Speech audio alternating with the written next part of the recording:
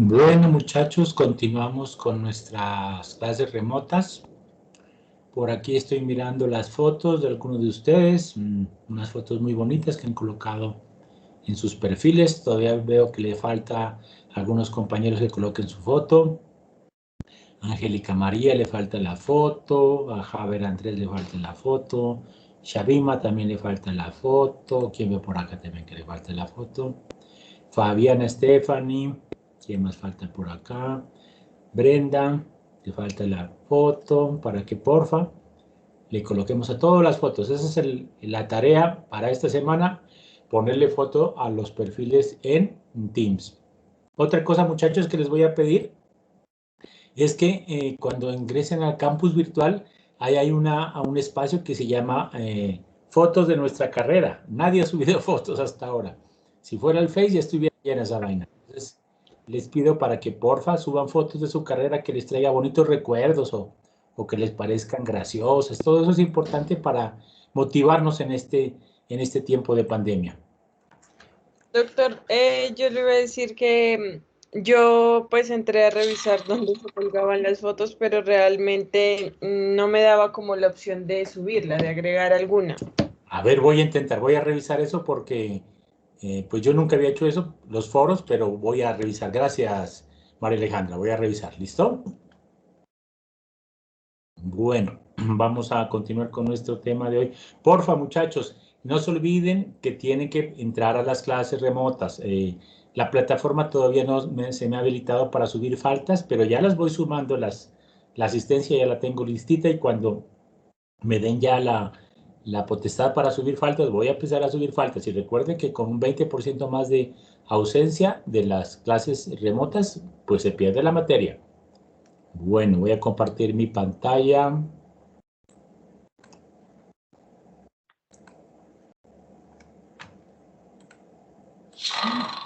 No se olviden, muchachos, si hay alguna duda, alguna cosa que no entienda, por favor, me interrumpen sin ningún problema y revisamos. ¿Listo?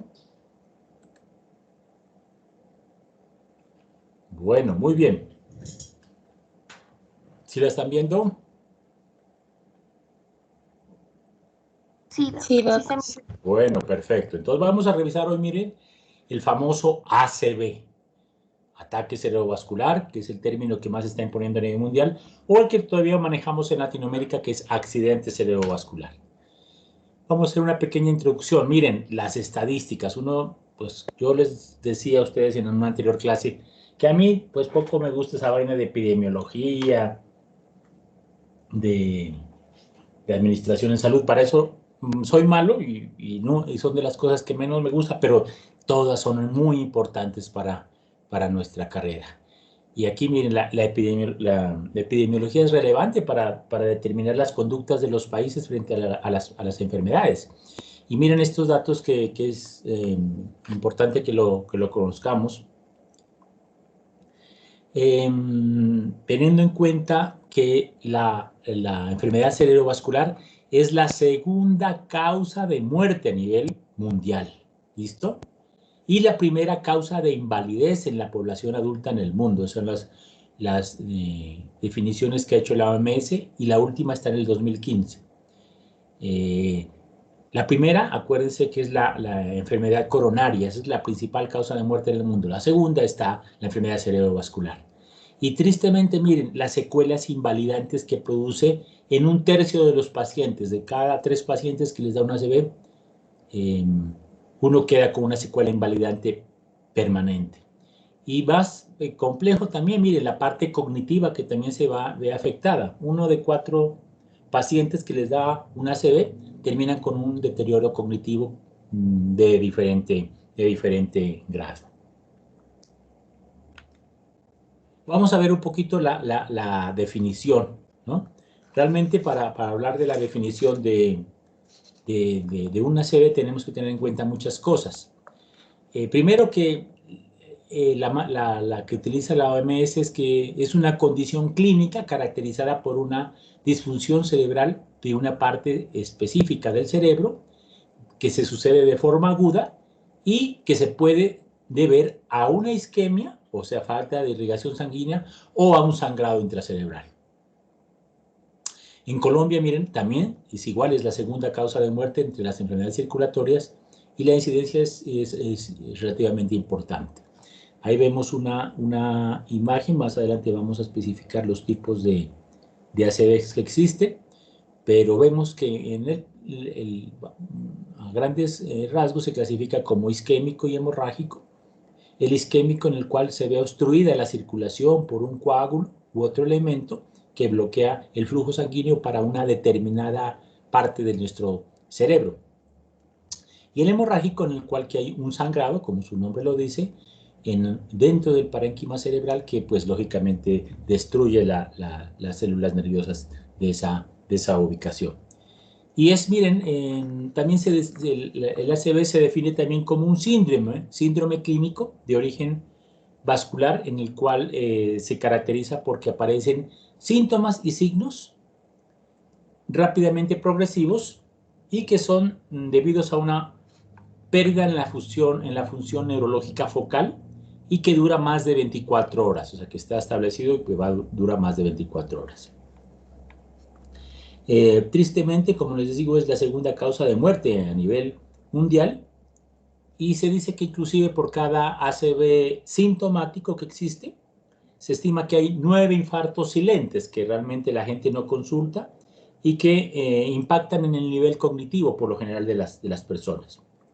Recuerden que los ACVs pueden ocurrir a cualquier edad, de acuerdo a las causas, pero aproximadamente 3/4 de los mismos ocurren en pacientes por encima de 65 años. Y desde la quinta década de la vida, ese riesgo se duplica a partir de esa misma edad. También todo lo que incluye los gastos por parte de los sistemas de salud en la atención de estos pacientes, que también son muy importantes tenerlos en cuenta. El ataque cerebrovascular, o término de ACV, ¿listo? Que es un término clínico y miren, algo importante, es un término genérico. Así como hablábamos de síndrome coronario agudo, ¿se acuerdan en la anterior clase?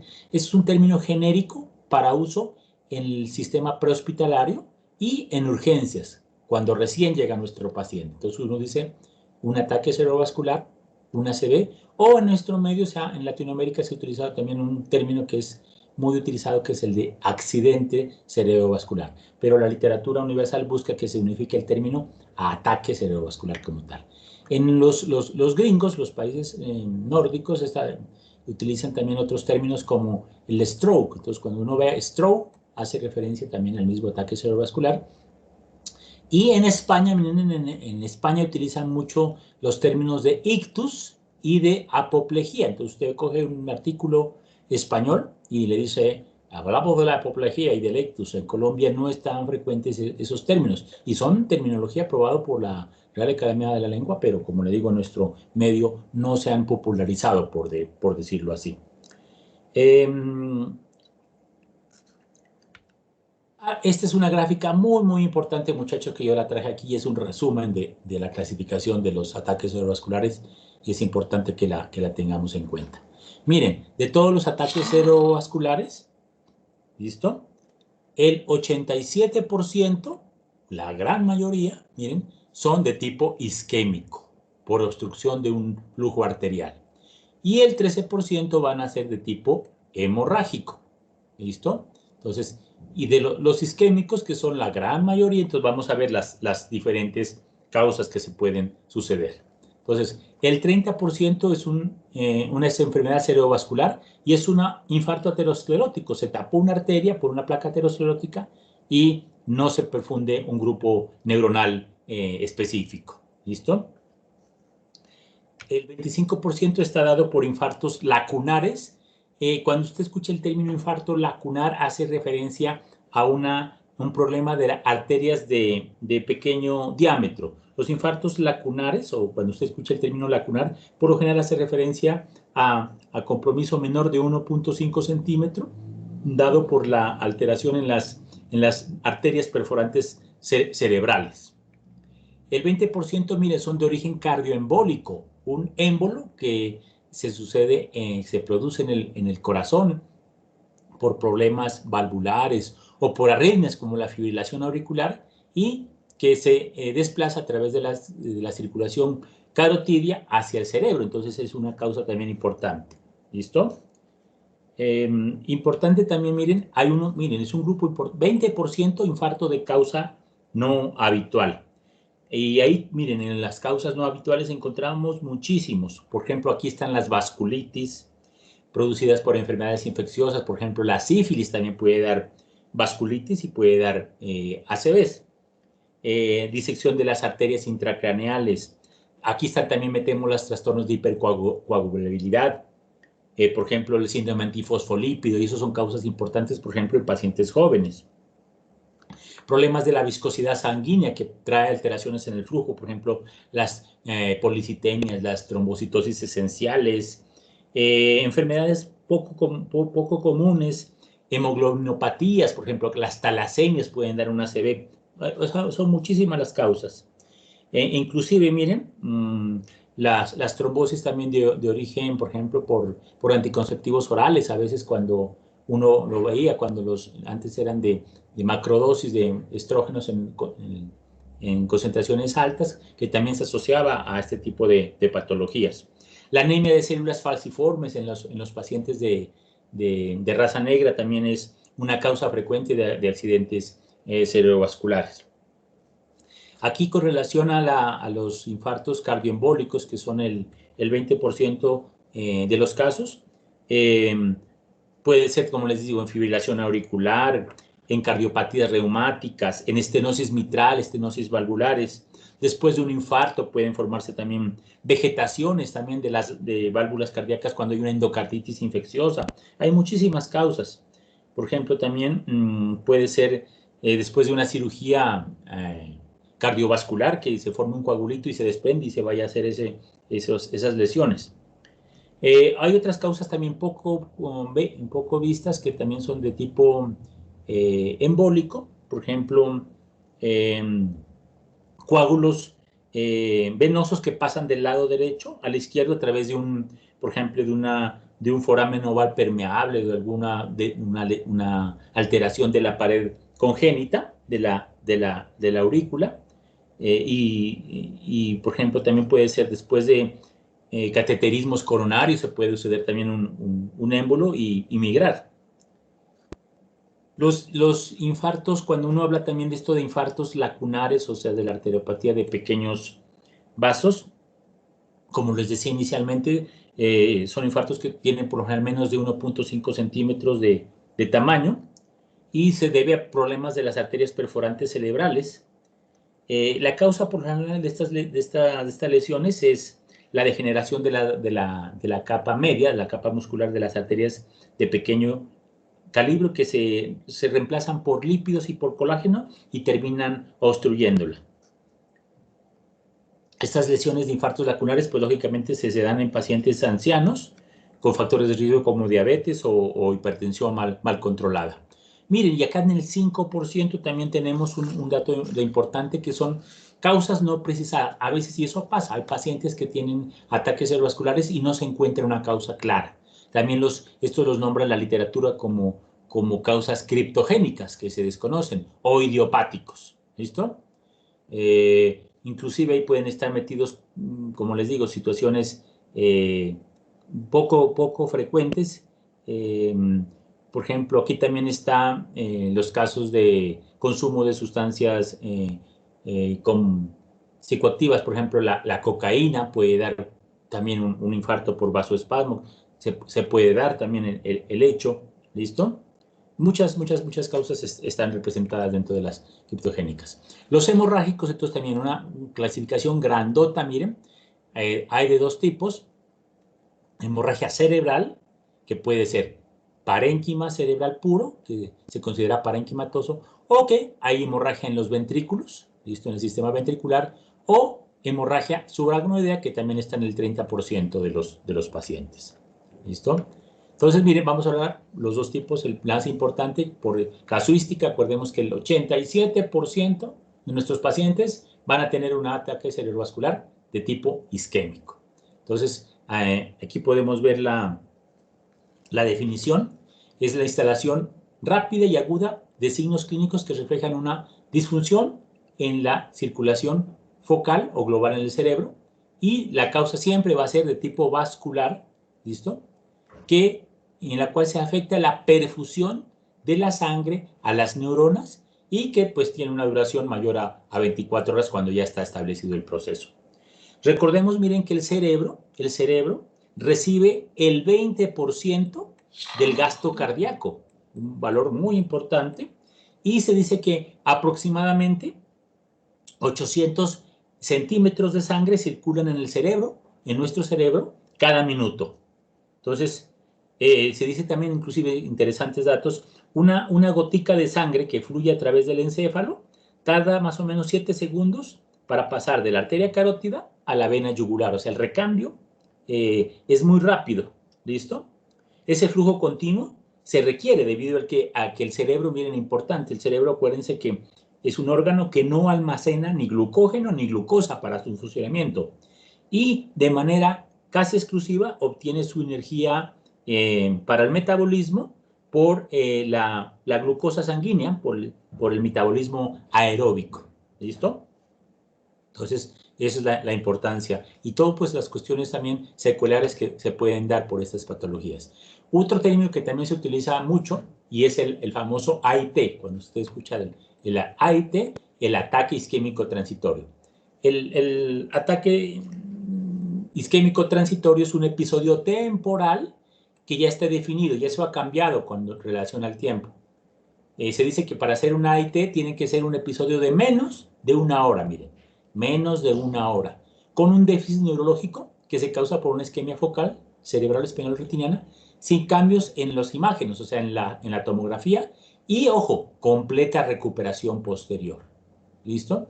Pero, ¿qué pasa, muchachos? El ataque isquémico transitorio es una manifestación de un problema vascular y a veces precede un ataque cerebrovascular como tal. Entonces, no es que, no le dio un AIT, posiblemente sí, ahora le dio un AIT, pero ese paciente con el tiempo le va a dar un ACV como tal. Entonces, es un signo de alarma y hay que manejar un AIT como si fuera un ACV, y eso es lo que se hace en urgencias, ¿no?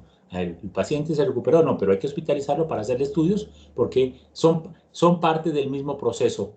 ¿Listo? El 89%, miren, de los AIT son manifestaciones de aterotrombosis de una arteria.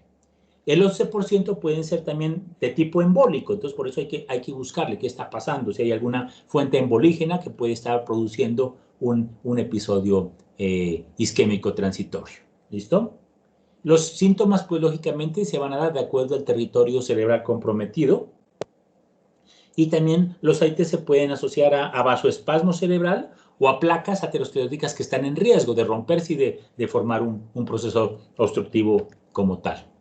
Factores de riesgo, miren, para ACV, y esos son los mismos que hablábamos, por ejemplo, para síndrome coronario agudo. Miren, entonces, si usted ya llega a un paciente hipertenso, que tenga diabetes, que fume, que sea obeso, que tenga dislipidemia, que sea sedentario, ¿listo?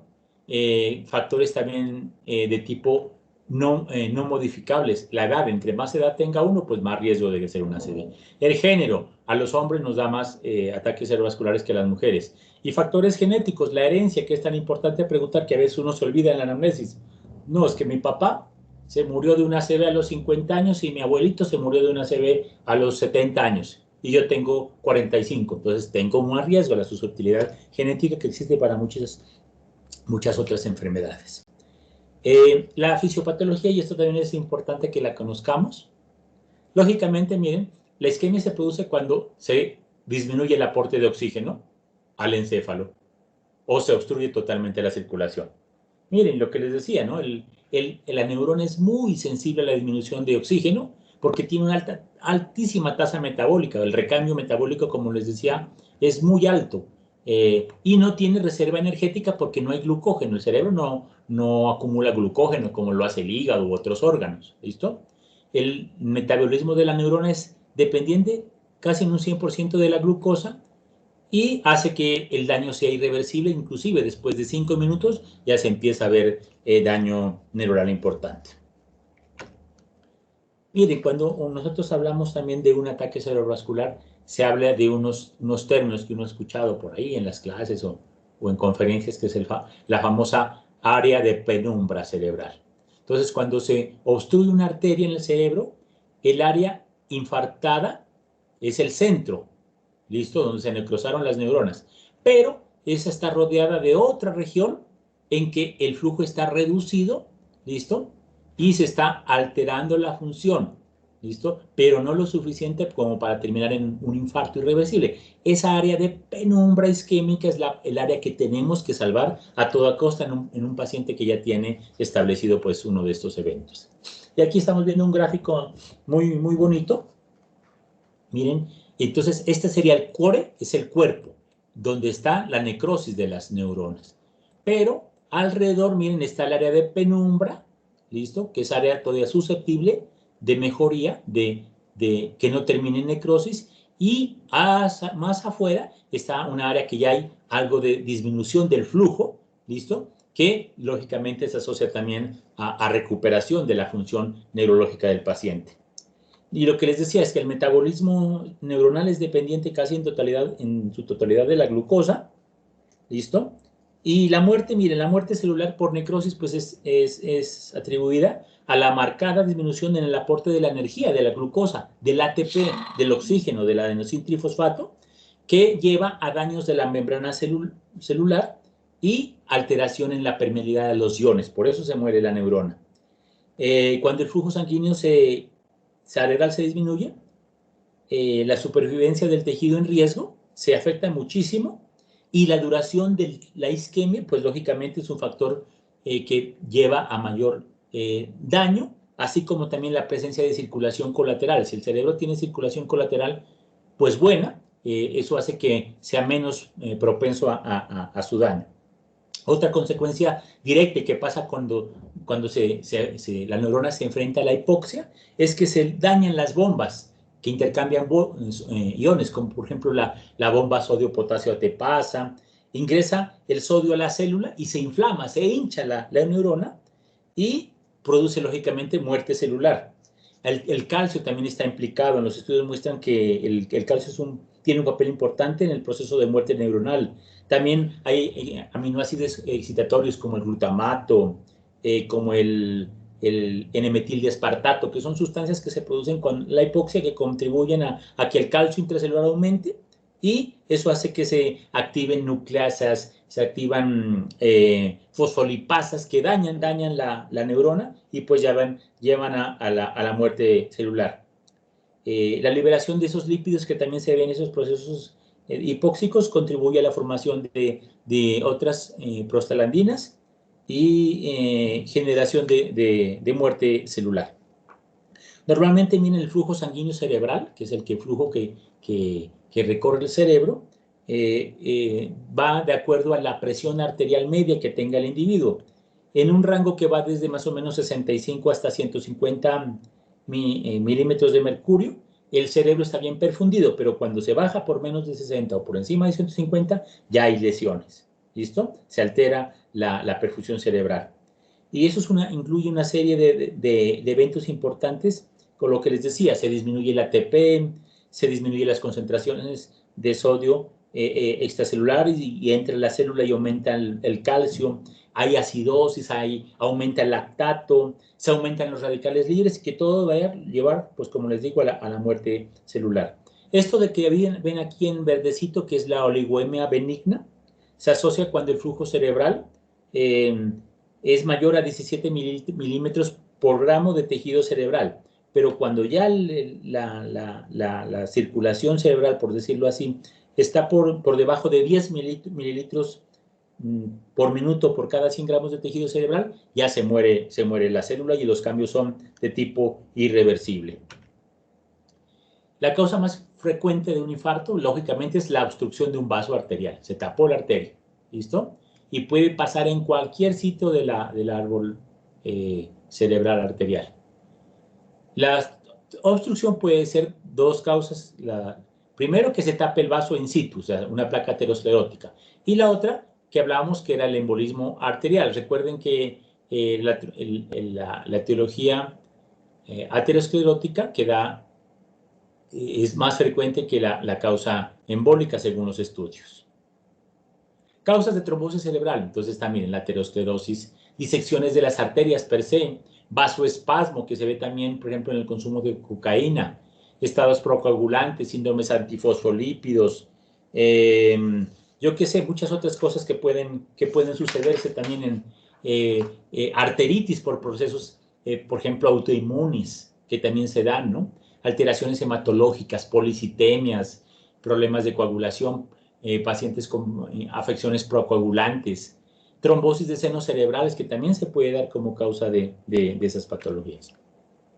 El embolismo cerebral, como hablábamos, miren, las causas que podemos estar mirando, puede ser, por ejemplo, los cardiogénicos, de origen del corazón, la fibrilación auricular, los problemas valvulares, la estenosis mitral, lo que hablábamos.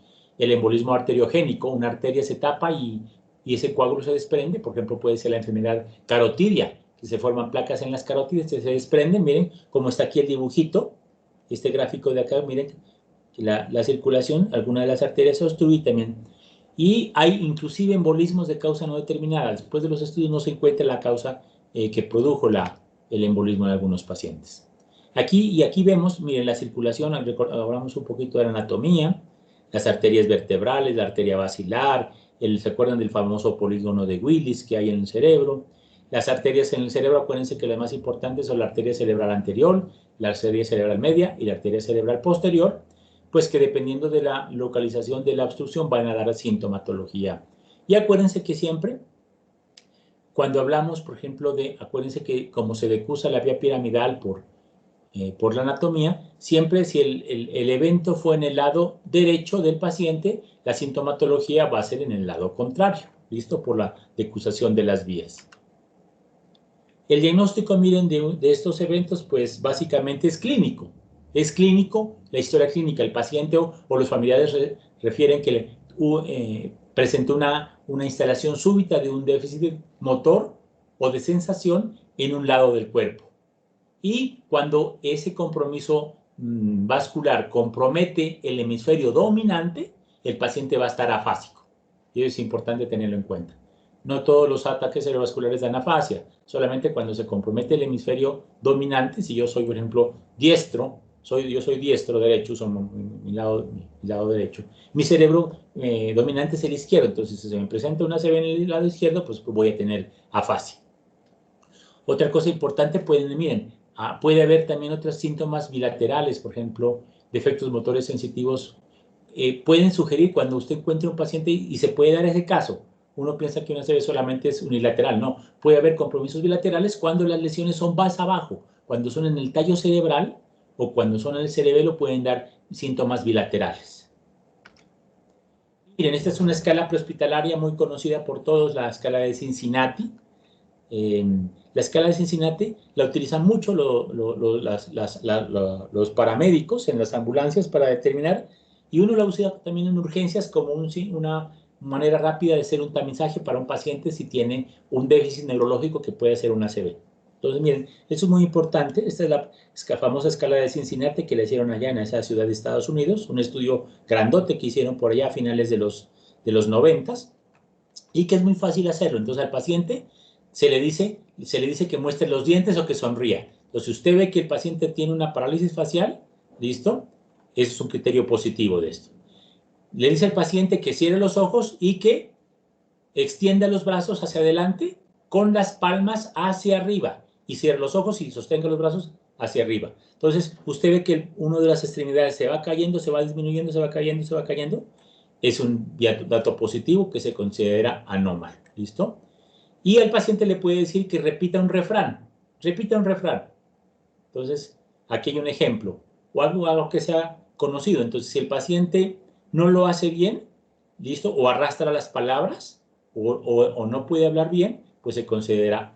Con esos tres criterios usted puede, miren, y aquí dice la interpretación, si uno de estos tres signos es anormal, la probabilidad de una ACV es del 72%, que es alta. Y si los tres resultados son positivos, la probabilidad de una ACV es mayor del 85%. Esos son los criterios de Cincinnati.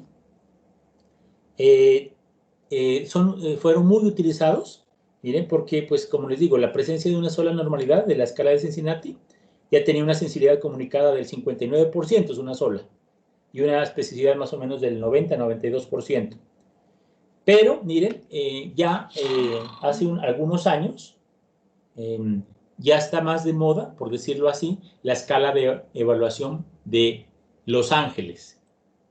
Esta es la sigla, LAPPS. Se utiliza más, ¿por qué? Porque es más sensible y específica, ¿listo? Esta escala de Los Ángeles tiene una sensibilidad mayor, casi del 93%, y una especificidad muy alta, que es cercana al 97%, para la detección de una ACV. Entonces, lo mismo se hace, es una lista de chequeo que usted lo va llenando, sí, desconocido o no presenta el paciente. Entonces, le pregunta la edad, si hay antecedente de convulsiones, si hay cuánto le llevan los síntomas, la glucometría cuánto está, si el paciente tiene asimetría facial, cómo está, hágalo, que presione, cómo está, y uno le va llenando, miren, y le da dependiendo de los puntos que uno le dé, pues le da una sensibilidad mayor para definir que el paciente posiblemente esté cruzando con un ataque cerebrovascular.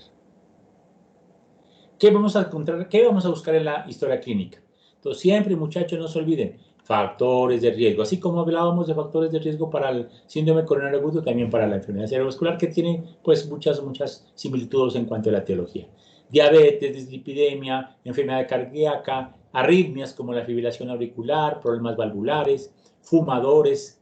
En raza negra se ve que es más frecuente los ataques cerebrovasculares en pacientes de raza negra, el uso de anticonceptivos orales, y preguntar cuáles síntomas tiene el paciente. Ojo, cómo se instaló el déficit, fue súbito o si fue progresivo, cómo ha evolucionado, si está mejorando, si está empeorando. Y ojo, lo más importante, miren también, muchachos, determinar y apuntar en la historia clínica la hora del evento. ¿Listo? No es que yo ¿qué horas? Es importantísimo para la terapéutica, como lo vamos a ver a continuación.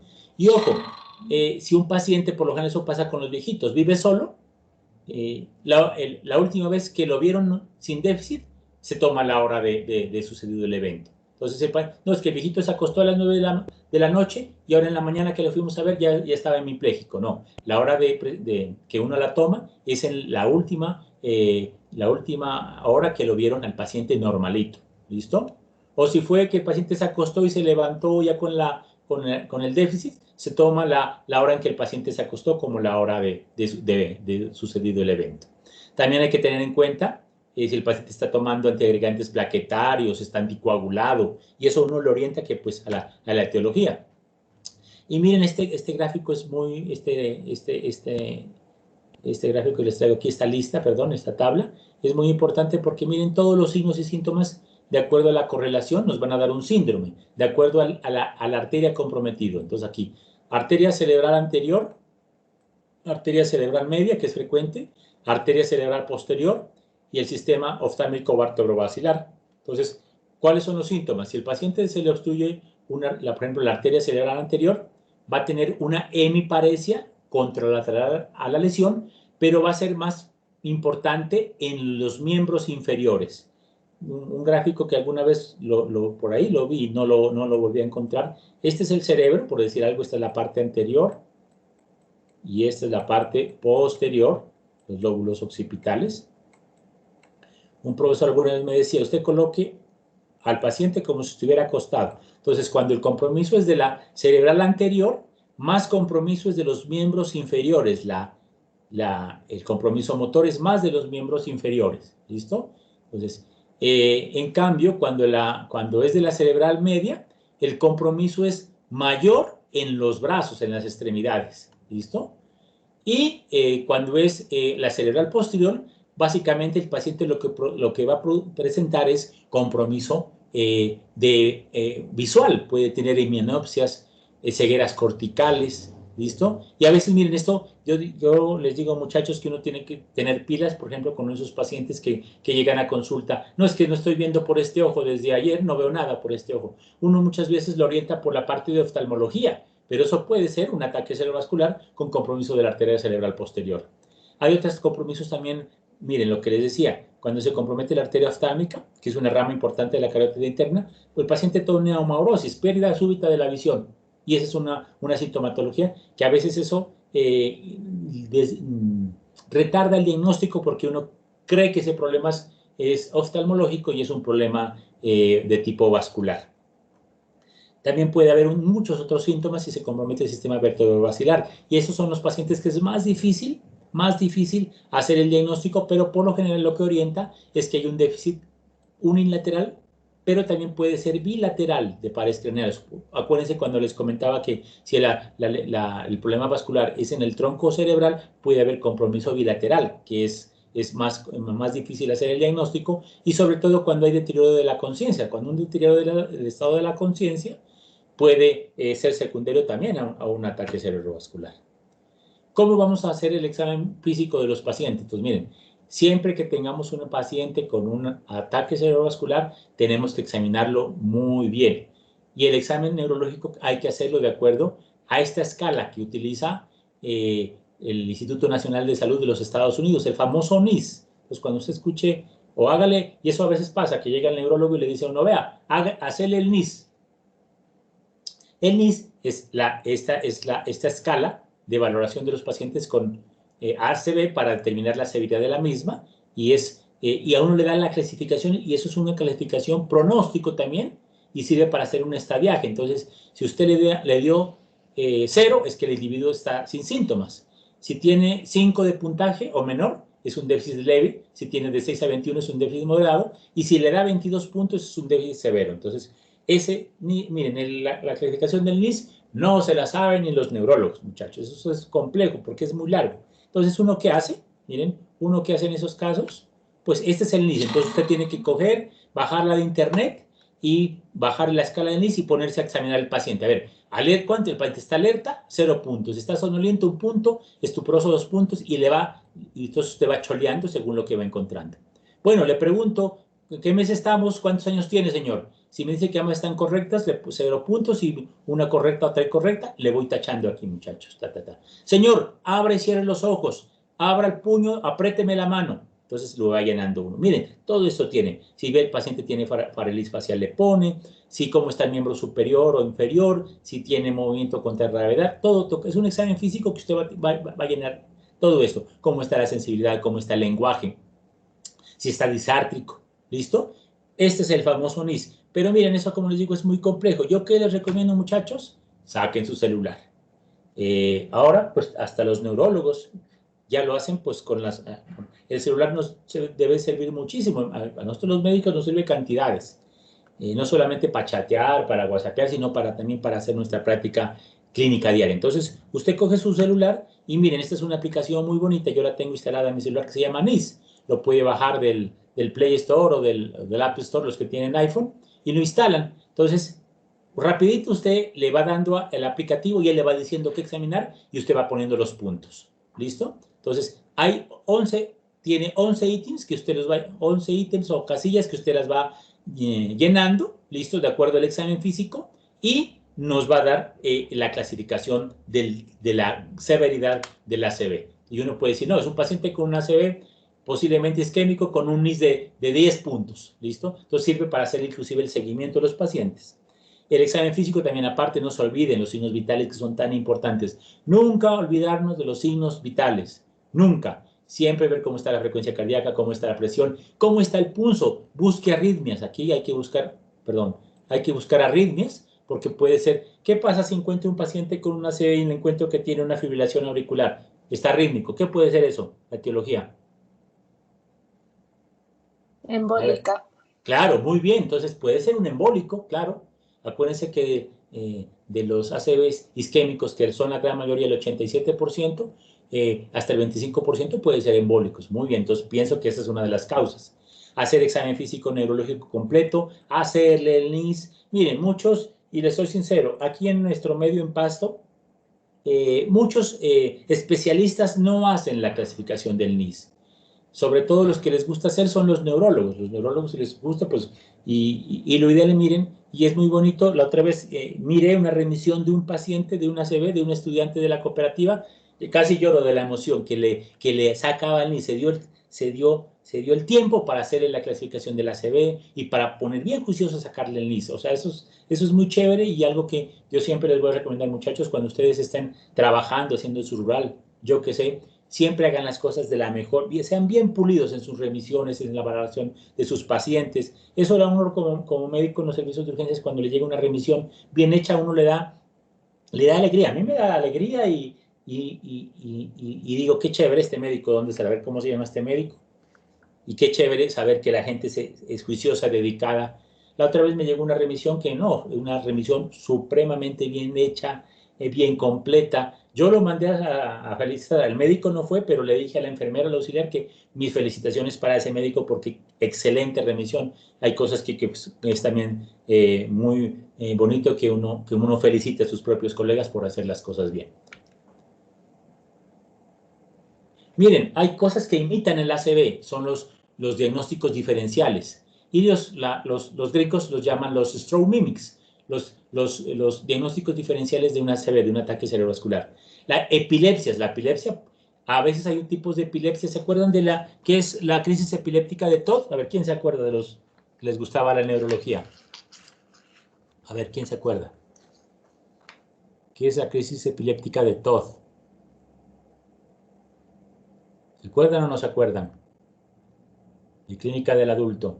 Pues más o menos recuerdo, hay pacientes que tienen crisis epilépticas y luego de la crisis epiléptica quedan con parálisis de extremidades, pero son transitorias y es secundaria a la crisis epiléptica. Igual, miren, migrañas complicadas, migrañas que pueden dar pues un paciente con una migraña que puede tener, por decir algo, manifestaciones motoras que son muy raras, pero puede sentarse, que se pueden confundir con un ataque cerebrovascular.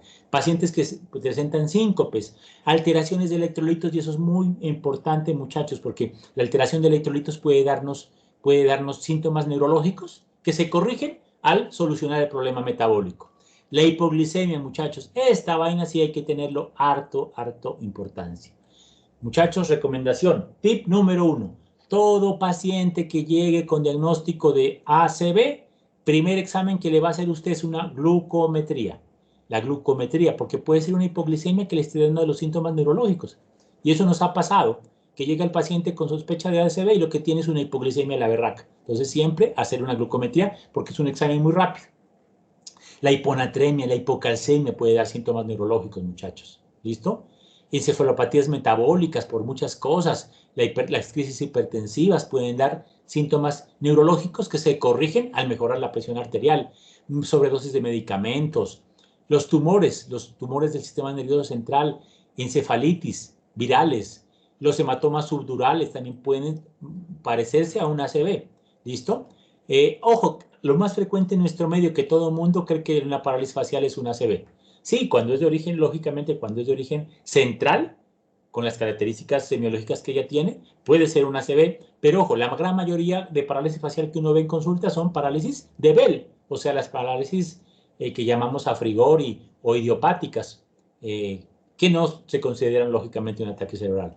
Pacientes que, miren, trastornos conversivos, y eso nos llega muchas veces, lo que les decía, simuladores, pacientes jóvenes, mujeres sobre todo, que han peleado con el novio, que le cogieron el WhatsApp, le encontraron que estaba chateando con otra vieja y llegan que no pueden mover un lado del cuerpo, que no pueden hablar y a veces uno como médico le cuesta, a veces inclusive, a veces imitan y simulan también que a veces uno lo pueden dudar si realmente es una entidad orgánica o no.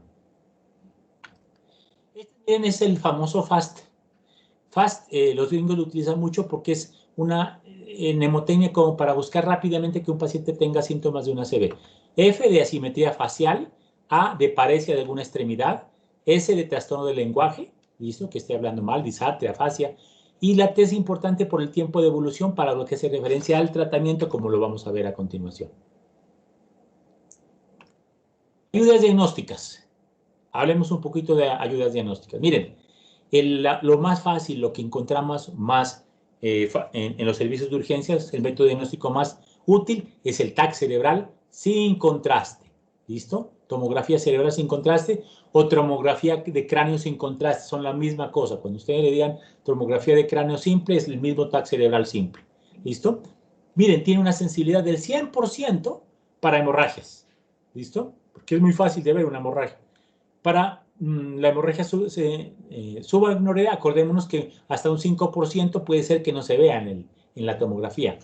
Ahora miren, en los sitios pues avanzados donde tienen resonancias, se está utilizando mucho hacerles a los pacientes una resonancia nuclear magnética con una técnica especial que se llama DWI, que significa imágenes de difusión especificadas según el peso. Es un sistema especial que tienen los resonadores, que tiene mucha sensibilidad para la fase aguda, pero lógicamente es una técnica que no está en todas partes. Lo más fácil, una tomografía, estudio inicial, que es más fácil de acceder, porque pues la gran mayoría ya de clínicas y hospitales, inclusive en Colombia, ya tienen este elemento diagnóstico.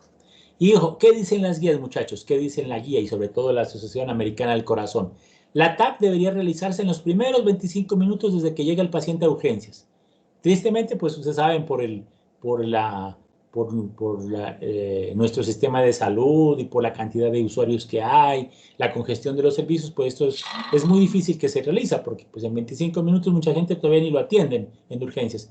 Pero esa es la recomendación que hacen las guías y que ojalá se interpreta antes de 45 minutos por parte de un radiólogo o de un neurólogo que tenga experiencia en el manejo de estos pacientes. Y este es un término muy bonito que usted va a escuchar en el transcurso de todos los artículos sobre ataque cerebrovascular. El tiempo es cerebro. Entre más rápido haga las cosas, mejor pronóstico para nuestros pacientes. Bueno, ¿qué ven ahí? ¿Qué les parece eso? ¿Eso es un ataque cerebrovascular isquémico? ¿Qué opinan? Hemorrágico. Muy bien, muy bien. Entonces, perfecto, miren, eso es importante tener en cuenta que esta es lo que ven ahí, y esto es una hemorragia, miren, sí, se parece al color del hueso, que es blanco en la hiperdenso, que acuérdense que en tomografía hablamos de hiperdensidad y de hipodensidad. Lo negro es hipodenso, lo blanco es hiperdenso. Entonces, miren, aquí se alcanza a ver una imagen de una hemorragia intraparenquimatosa. Esta es una paciente, miren, que tiene una hemorragia intraparenquimatosa por una crisis hipertensiva. Importante, algo que uno tiene que tener en cuenta. Las crisis hipertensivas, ojo, siempre van a ser intraparenquimatosas, o sea, dentro del parénquima cerebral.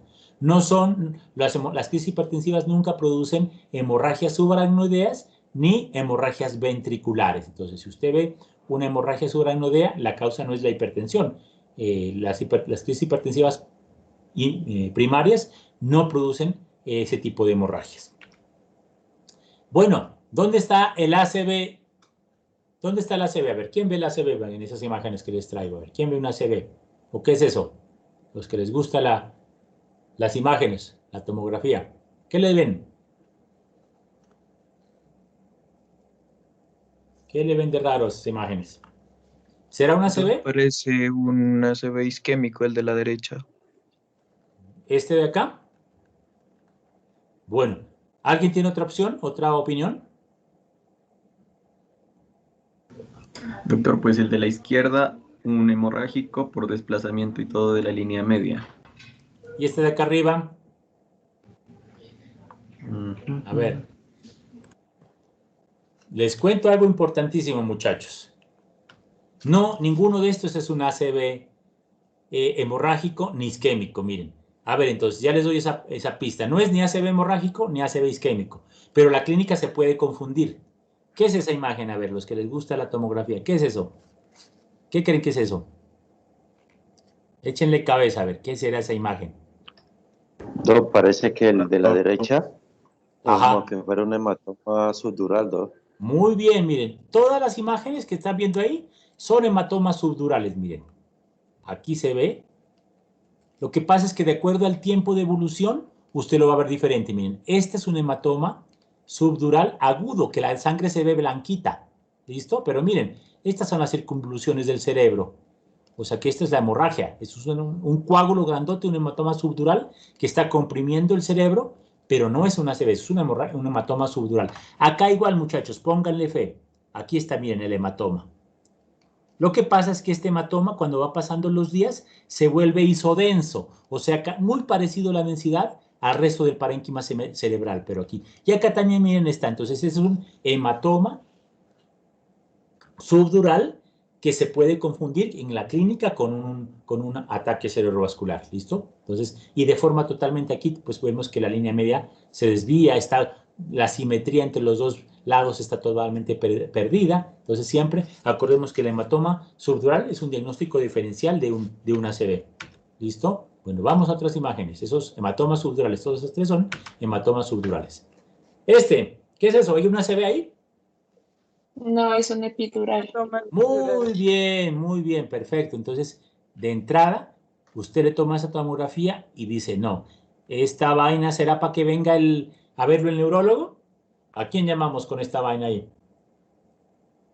Neurocirujano, ¿no? Muy bien, esto es para neurocirugía, porque posiblemente toca hacer Descompresión. claro, hacerle una craneotomía descompresiva, una craneotomía y drenar ese hematoma, ¿listo? Y se puede confundir, porque la clínica se puede confundir. El paciente puede llegar con una hemiparesia, hemiplegia, y todo lo hace el diagnóstico, la imagen. Por eso son tan importantes las imágenes, miren. Entonces, la característica, acordémonos del hematoma epidural, bicóncavo, simétrico, miren, este es un temporoparietal, ¿listo? Que está la imagen característica. La sangre, acuérdense que es blanquito, el hematoma epidural, y desplaza las estructuras. Miren como la carita que uno ve aquí, con los ventrículos laterales, el cuerno anterior se desplaza, los laterales, la simetría que uno ve, la desviación de la línea media. ¿Listo? Entonces, tampoco es una ACV, es un hematoma muy bien epidural, como ustedes lo dijeron. Vamos con otra imagen. ¿Qué será eso? ¿Eso es un ACV isquémico? ¿Eso es un ACV isquémico o no es un ACV isquémico? ¿Qué opinan? Depende del tiempo que haya pasado. ¿Qué le ven de raro a esa imagen? ¿Qué les llama la atención? Les doy pistas. Doc, ¿eso no se trata de edema cerebral?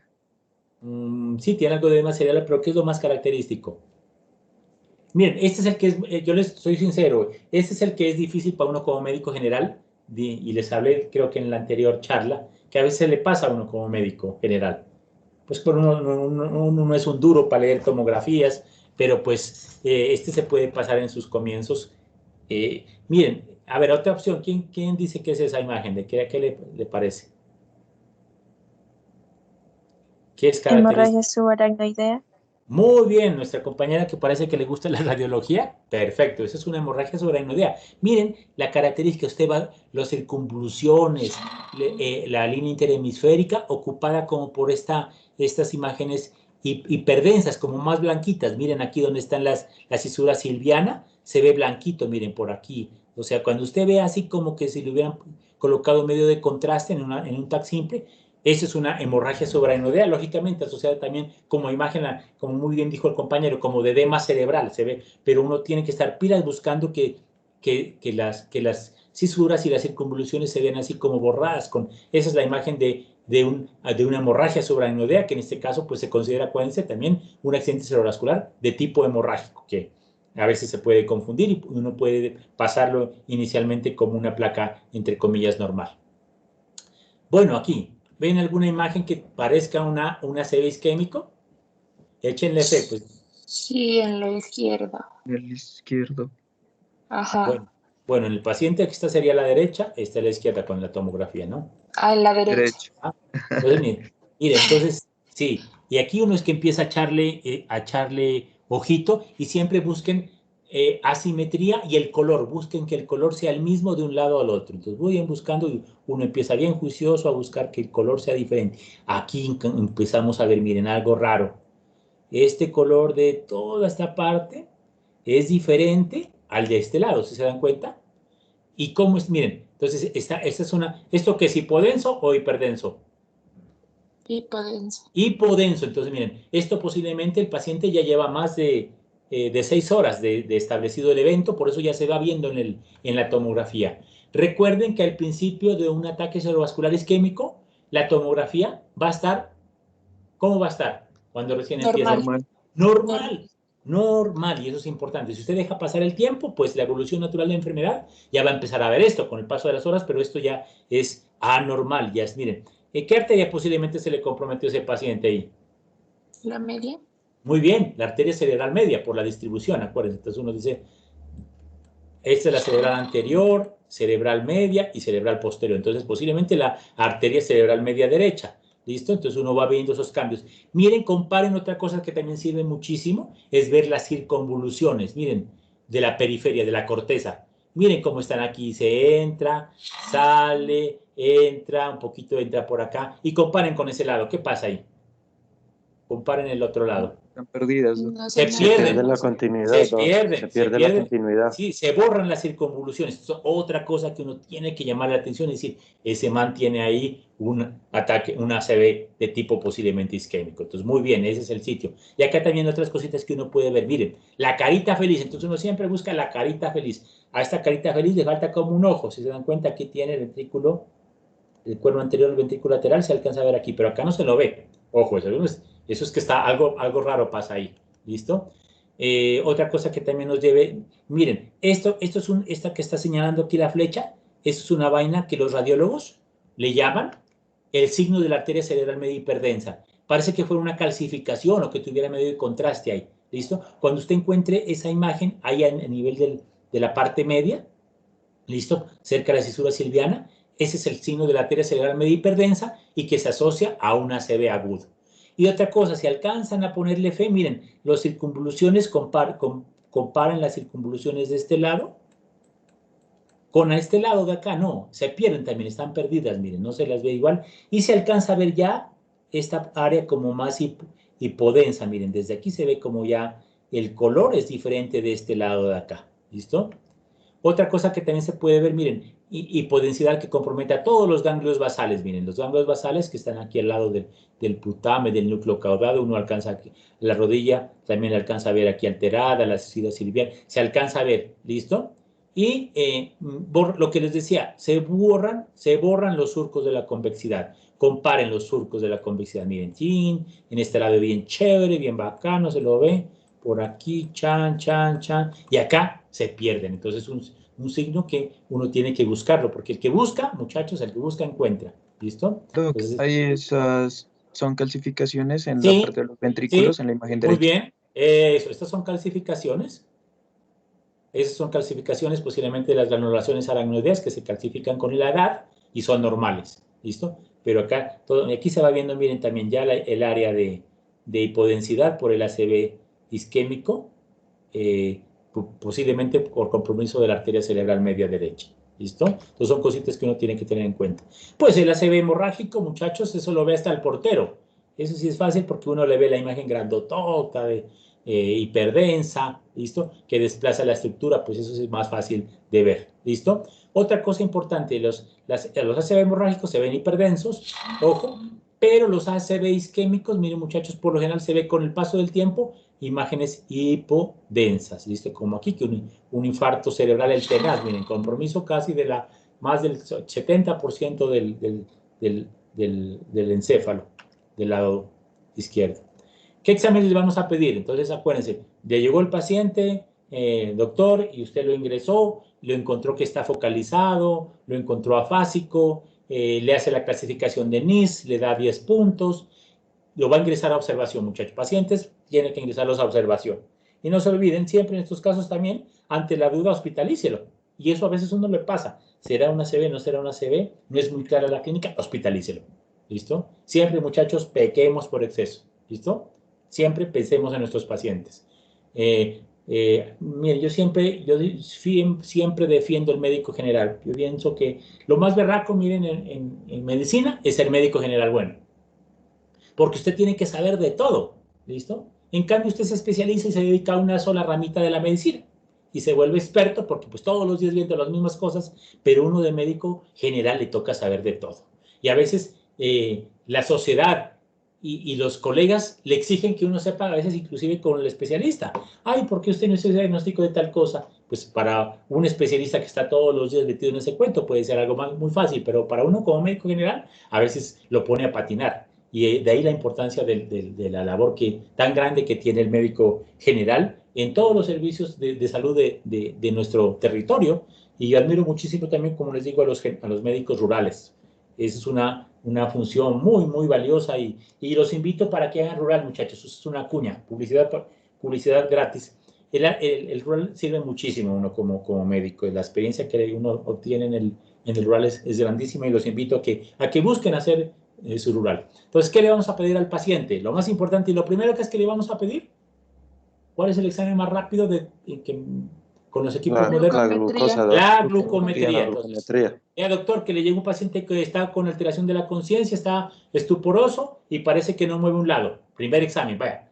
A ver, bueno, pongámoslo en reanimación a ese paciente, pongámosle oxígeno de acuerdo a la saturación, que ya lo vamos a ver, canalícemelo unas 2 venitas, listo, cabecera elevada y tómeme una glucometría y lo monitorizamos, listo. Entonces, glucometría, no se olviden, primer examen relevante, importantísimo.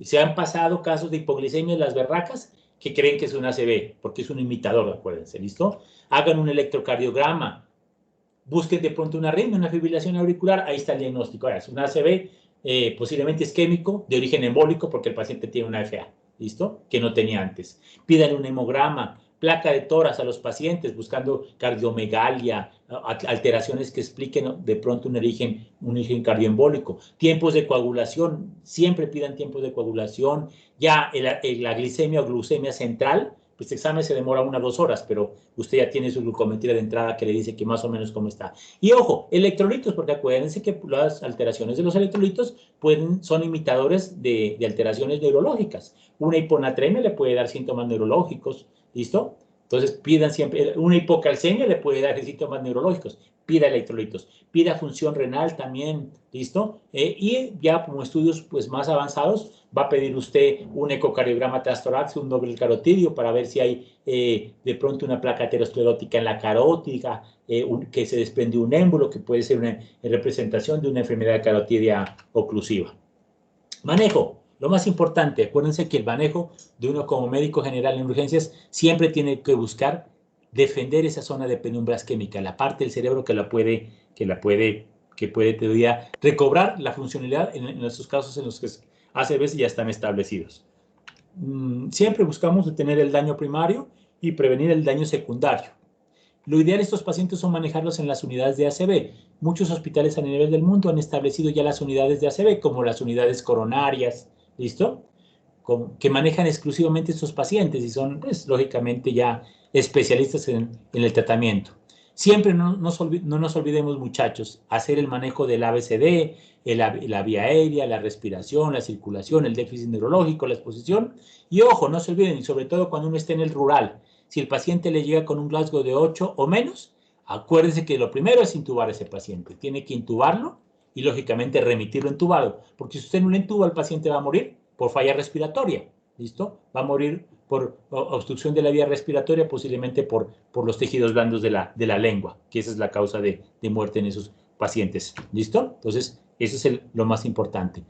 Órdenes médicas, nada bioral, por lo que les digo, un paciente con compromisión del estado de conciencia, usted no va a poner a darle sopita, porque se puede broncoaspirarse.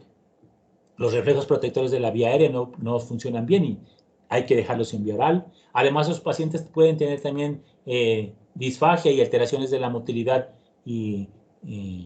esófago-gástrica y también tienen problemas para la deglución. Solución salina normal, ¿listo? Dependiendo del peso, de 75 a 100 mililitros hora. No bolos de hidratación, porque pues lo mismo que hablábamos, el problema no es de volumen. Cabecera elevada, con esto tan simple de levantar la cabecerita del paciente, mejora el flujo sanguíneo cerebral, muchachos. Entonces, levante. Se ha visto que son métodos, miren, cositas básicas, simples, que ayudan a mejorar el pronóstico de los pacientes. Siempre estar pilas con monitorizar a esos pacientes, buscando arritmias, ¿listo? Buscar otras causas que pueden haber sido también secundarias, una falla cardíaca aguda. Un paciente también le puede dar un infarto, pueden coexistir los dos eventos. Y ojo con esto, muchachos, los pacientes con ataques cerebrovasculares pueden tener cambios electrocardiográficos, inclusive pueden presentar infradesnivel del ST, prolongación del QT, inversión de la onda T, como si fueran pacientes coronarios, ojo. Y esto inclusive hasta ahora no hay una explicación clara de por qué pueden esos pacientes con ACV tener alteraciones en el electrocardiograma. Y estas son cuestiones que pues todavía no están muy explicadas en pleno siglo XXI, pero se pueden dar esas situaciones. Siempre tomemos un electrocardiograma. Siempre control de la presión arterial como está, Ojo con las glucometrías, porque miren, se ha visto que esos pacientes con ataques cerebrovasculares, siempre tenemos que buscar que la glucometría más o menos no se pase de 180 miligramos por decilitro, sino tenemos que utilizar, pues, lo más rápido, utilizar esquemas de insulina para mantener las glucometrías entre esos valores, entre 140 y 180. ¿Por qué? Porque más de 180 se ha visto que es peor pronóstico para los pacientes con ACV. Uso de sonda nasogástrica, pacientes que están vomitando mucho, a veces nos llegan así, pacientes vomitando mucho, pongan una sonda nasogástrica para evitar de pronto que se nos broncoaspire. Terapia respiratoria también porque esos pacientes no manejan adecuadamente secreciones. La intubación orotraqueal en nuestros pacientes con Glasgow de 8 menor que ya hablamos. Prevención de trombosis venosa profunda, estarlo movilizando cada 2 horas. Gastroprotección, siempre acordarnos de utilizar omeprazol endovenoso o sucralfate en algunas instituciones que así lo tienen protocolizado. Siempre control de temperatura. Ojo, estos pacientes pueden hacer hipertermia de origen central porque se altera el centro vasomotor del hipotálamo y el paciente puede hacer fiebre sin estar infectado. Y a veces uno ve que llega el paciente con el ACV y con fiebre y todo el mundo dice, no, eso debe ser una neuroinfección, ha de ser que tiene una infección y es una fiebre de origen central. Pero también la hipertermia es negativa, entonces los pacientes tenemos que tenerlos por debajo de 37 grados centígrados, utilizar antipiréticos si es el caso. Esto es algo también importante, muchachos, que fallamos mucho los médicos. Inclusive yo he visto que los especialistas también cometen muchos errores en el manejo de la presión arterial. Y eso es algo que tenemos que tenerlo en cuenta. Los pacientes, miren, con ataques cerebrovasculares que no sean candidatos a terapias de reperfusión, que lo vamos a ver más adelante, y que tengan presiones iguales o mayores a 220, 120, tienen que darse antihipertensivos, ¿listo? Pero buscando disminuir, miren, un 15% de esos valores en el primer día. Ojo, no hay, y eso es el error que uno a veces comete, muchachos, que llega el paciente con esas cifras tensionales y todo el mundo se asusta y lo primero que hacen es bajar la presión. Y eso es contraproducente. ¿Por qué será contraproducente? A ver, ¿quién me da una explicación? Porque si quieres que baja la perfusión. Claro, miren, eso es un error grandísimo, muchachos. Caso de la vida real, capítulo 4, Rosa de Guadalupe. Cuando yo era interno, me acuerdo, hace muchos años, como muy pronto lo van a hacer ustedes, me llegó, me acuerdo, un paciente de Sandoná que tenía hemiparesia derecha, 60 años con hemiparesia derecha, fuerza de 2/5, ¿listo? Con presión de 180, 110, ¿listo? Llegó un internista, de cuyo nombre no quiero acordarme, y me dijo que le diera un captopril 50 sublingual en ese tiempo. Recuerden que el captopril sublingual ya no se recomienda. Le di el captopril sublingual y, oh sorpresa, a las 2 horas el paciente ya tenía 120, 80, pero ya estaba hemipléjico y estaba afásico. Entonces, tristemente, acuérdense que uno puede hacer más daño buscando bajar la presión. ¿Listo? Entonces, ojo con eso. Y este error yo lo he visto muchísimas veces hasta de especialistas que se asustan por la presión, pero si los neurólogos, los grandes investigadores de ACV dicen que no hay que bajar la presión, debe ser por algo, porque uno tiene que buscar mantener la presión de perfusión cerebral adecuada. Y acuérdense que es un reflejo. La presión se aumenta intentando perfundir esos sitios del cerebro en los cuales está alterada el flujo sanguíneo. Entonces, ¿qué dicen las guías, muchachos? Mayor de 220, 120, sí, disminuye algo, pero en un 15% no más y en las primeras 24 horas, no corra. ¿Listo? Si el paciente tiene, ejemplo, 180, 110, déjelo quietico y después de 24 horas que el paciente está estable, empiece los antihipertensivos y, ojo, nunca busque bajar a la fuerza esa presión porque lo que va a hacer al paciente es complicarlo. Ojo, hay excepciones. Una cosita, y en los ACV hemorrágicos no cambia el sí, eso cambia. nivel 180. Sí, muy bien. Ahora vamos a ver, cuando hablemos del ACV hemorrágico, tenemos que acordarnos que ahí sí cambia, pero si tú tienes un ACV isquémico, tenemos que seguir ese protocolo. Sí, en los ACV hemorrágicos cambia, y vamos a verlo más adelante, lo que tú estás manifestando. Excepciones hay para todo, miren, en medicina, pues, ¿qué más? No podemos dar... tenemos que bajar la presión rápidamente si el paciente tiene aparte un ACV y una disección aórtica, pues tenemos que bajársela rápidamente, o que esté con un infarto agudo de miocardio, o que esté con falla cardíaca o renal aguda, o que sea una encefalopatía hipertensiva, pues ni modo, nos toca bajar más rápido la presión. Siempre los medicamentos, muchachos, en estos casos, cuando tengamos una crisis hipertensiva, siempre los medicamentos tienen que ser parenterales, no orales, no orales, siempre parenterales. Puede ser la betalol, que ahora la betalol han cogido mucha fuerza en muchas patologías, en el trastorno hipertensivo del embarazo, acuérdense que es la primera elección ahora, y ha desplazado, por ejemplo, el nitroprusiato de sodio o la nitroglicerina que usábamos antes, ¿listo? En esos pacientes, cuando sospechemos que tienen alguna de estas condiciones, sí hay que bajar la presión rápidamente. Antiagregación en fase aguda, muchachos, importantísimo también. Este error, yo hace muchos años también lo cometí y me di cuenta y leyendo que uno a veces hace las cosas erróneamente porque desconoce. Y la importancia, miren, siempre por eso les digo de estudiar y de aprender de los errores, muchachos. Uno en medicina se acuerda más de las cosas que hace mal que de las cosas que hace bien, porque eso le queda a uno marcado para toda la vida. Yo ahora sé, y eso de esa vez que me pasó ese cacharro, muchachos, ya quiero que a ustedes no les pase. Si a ustedes les llega un paciente, miren, si les llega un paciente con una ACV que no sabe qué es, si es hemorrágico o es isquémico, ojo, no le dé ácido acetil salicílico. Ojo, y eso es importantísimo porque ese error a veces lo ve uno que el rural de allá del municipio lo manda el paciente y le dio la carga de ASA y lo mandó. Si es un ACV hemorrágico, aumenta el riesgo de hemorragia. Entonces, ojo, el ácido acetil salicílico se recomienda darlo en las primeras 24 o 48 horas si usted descartó un ACV hemorrágico con una tomografía. ¿Listo? Hasta que no tenga la tomografía y no vea que no hay una hemorragia, no puede dar. ¿Listo? Igual, si se va a hacer trombolisis, no se puede dar hasta de entrada, solo después de 24 horas de que se haya realizado el procedimiento. Ahí está la dosis, que es la mismita que usamos para el síndrome coronario agudo. ¿Listo? Esto también, miren, esto de las estatinas también son muy valiosas. Yo digo, las estatinas son unos medicamentos de la berraquera, que han sido ido desplazando y metiéndose en la terapéutica para muchas patologías. Aquí miren en los pacientes con ACV también, eso sí lo puede empezar usted en el rural. Allá en el pueblito, al paciente lo canaliza, le pone oxígeno, 2 venas y lo remite y le da estatinas, dele de entrada, sin ningún problema. ¿Listo? Miren, las estatinas tienen un efecto antiinflamatorio. Se han visto que son estabilizadoras de la membrana neuronal, son neuroprotectores, entonces podemos dar al paciente, lo ideal, atorvastatina, 40 miligramos día, ¿listo? No hay atorvastatina, lovastatina podemos utilizar, pero demos estatinas. Miren esto que les pongo aquí, oxígeno hiperbárico, ginkgo biloba, acupuntura, citicolina, nimodipina. ¿Sirve o no sirve? ¿Qué opinan? ¿Le damos?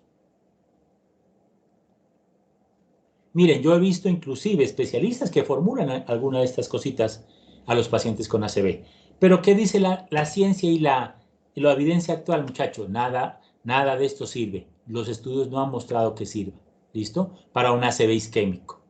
Yo he visto por ahí gente que formula citicolina y pues miren, algo importante y yo les quiero comentar. Uno, como médico general, nunca se va a poner a pelear con un especialista. Yo pienso que la base de nuestro buen funcionamiento es el respeto. Y yo respeto a los especialistas porque se mataron mucho más que uno estudiando, se han quemado las pestañas, pero a veces no hay cosas que no comparto, muchachos. Y todo está dado por la evidencia científica, ¿listo? Yo conozco muchísimos especialistas que son grandes estudiosos, que se la pasan leyendo, actualizándose, pero también conozco otros que no tocaron un libro desde que se graduaron. Entonces, a veces quedan con manejos que ya son obsoletos y que están demostrados claramente por la evidencia científica. ¿Usted qué va a hacer como médico interno? Pues, muchachos, esa es la recomendación que yo les hago. No se ponga a pelear con nadie. Si usted, el especialista, le dijo que le ponga citicolina, pues póngale. Pero usted sabe que ese medicamento no tiene ninguna utilidad y que si usted le van a hacer el examen de la residencia y le preguntan cuál es la utilidad de la citicolina en el ACV, pues usted sabe que eso no tiene ninguna indicación. Pero uno tiene que respetar, lógicamente, la orden de nuestros superiores, en este caso del especialista. El código ACV, miren, es un código especial que se ha instalado a nivel mundial para buscar que los pacientes con una sospecha de una ACV sean atendidos más rápidos, para evitar demoras en la atención y, lógicamente, para mejores desenlaces clínicos. Entonces, este es el ACV en los sitios donde existe el código ACV. Ya está, esto por lo general lo desarrollan los neurólogos junto a los neurocirujanos y a los neurólogos endovasculares. Y eso, miren, en menos de 60 minutos el paciente ya se hizo todo el tratamiento. Lo que les decía al inicio, miren, lo que nos hace, de entrada el médico general le hace la anamnesis, establece, miren, le hace la escala de NIS, establece cuál es el territorio vascular comprometido, si es la cerebral media, si es la cerebral. Lo pasa en menos de 25 minutos a que le tomen una tomografía y la interpreta el neuroradiólogo, ¿listo? Y va a hacer trombolisis en los casos de ACV isquémico y todo eso en menos de 60 minutos, cosa que lastimosamente en nuestro medio pues no sucede, pero eso es lo ideal. Entonces, miren, ¿cómo vamos a manejar esos pacientes? Esto es lo ideal, muchachos, que no se ven en muchas de nuestras instituciones, pues eso es otro cuento, pero usted tiene que saber lo que se está haciendo a nivel mundial, lo que hace los sitios de referencia, los hospitales grandes que tienen el recurso humano y tecnológico para hacer. Lo más rápido, acuérdense, tiempo es cerebro, entre más rápido haga las cosas, mejor pronóstico. Entonces, todo el manejo va a ser abrir la arteria para que se restablezca el flujo. Eso es lo que va a hacer usted. Entonces, se puede hacer de dos formas. Por medio de manejo endovascular, por medio de catéteres o por medio de medicamentos, donde no existe el recurso humano. Entonces, miren, la trombolisis endovenosa con alteplase, que es el medicamento autorizado, para ACV no está recomendado otro, mucho menos la streptokinasa. El alteplase es un medicamento que se llama un RTPA, que es un activador del plasminógeno tisular. El plasminógeno pasa plasmina y la plasmina desbarata el trombo de fibrina y se lisa el coágulo. La recomendación, hacer hasta 4.5 horas después de iniciados los síntomas. Por eso el tiempo es cerebro y tan importante que tengamos en cuenta. Inicialmente se tomaba el tiempo de 3 horas, pero ahora se considera que ya hasta 4.5 horas, 4 horas y media, uno lo puede hacer. La recanalización endovascular, miren que para eso se necesita recurso humano, le da tiempo hasta 8 horas en algunos pacientes y, ojo, hasta 12 a 24 horas, inclusive, que eso es algo que estaba leyendo ahora, un artículo que lo leí hoy, y me decía que ya se está autorizando para cierto tipo de lesiones, manejo de ataques cerebrales y cerebrales isquémicos, se puede hacer hasta 24 horas y con pronósticos excelentes. ¿Listo? ¿Cuál es el problema de la terapia endovascular en nuestro medio? ¿Cuál es el problema de la terapia endovascular? ¿Qué creen ustedes? ¿Por qué no hacemos terapia endovascular en Pasto? Como quisiéramos, ¿no? Por la disponibilidad de los especialistas. Claro, muy bien. ¿Cuántos endovasculares hay en Pasto? ¿Cuántos creen que hay? ¿2? Dositos hay. Efectivamente, solamente hay 2. Entonces, no, ojo, muchachos, la invitación también, publicidad política regalada. Muchachos, hay muchas todavía especialidades que no tenemos en nuestro medio. Aquí, en su grupo hay gente muy pilosa, muy estudiosa, muy brillante. Sigan estudiando y vuelvan a nuestra tierrita a trabajar. Ojalá algún día de estos yo por ahí escuche, ¿no? ¿Se acuerdan de Judy Daniela Romero? Que se graduó en la COPE, ahora es neurocirujana endovascular. Qué chévere, eso es algo muy bonito para la universidad, es un gran logro. Actualmente, por ejemplo, uno de los endovasculares que existe aquí en nuestro medio es un especialista egresado de pregrado de la Universidad Cooperativa, el doctor Checa. Muchos de ustedes de pronto lo han escuchado o lo han oído nombrar por ahí. Qué bonito eso, ver gente que sigue estudiando, que se sigue matando, quemándose las pestañas y vuelve a nuestra región a dar todo ese gran conocimiento. Entonces, miren, los criterios para terapia, para trombolisis son estos: paciente con un infarto agudo cerebral, menos de 4.5 horas. Ojo con lo de la edad, ojo con lo de la edad. Esto le pongo un asterisco porque no es un criterio estricto, no es un criterio que no se pueda modificar. ¿Por qué? Porque yo conozco gente de 82 años, 83 años y más, que son más lúcidos que mi persona, que son más brillantes, y no sé si a ustedes les pasa que a veces uno tiene familiares viejitos, abuelitos, que son supremamente funcionales y parece que no tuvieran esa edad. Entonces la edad no debe ser un límite. ¿Listo? Entonces eso es algo modificable, es un criterio modificable. Criterio de exclusión: si usted ve una hemorragia, pues en la tomografía, ni modo. Si los síntomas son muy leves o están mejorando con un NIS bajito, tampoco. Si es un infarto muy grandote y el NIS le da más de 22, ¿para qué le va a hacer? más el riesgo de que se transforme en una hemorragia.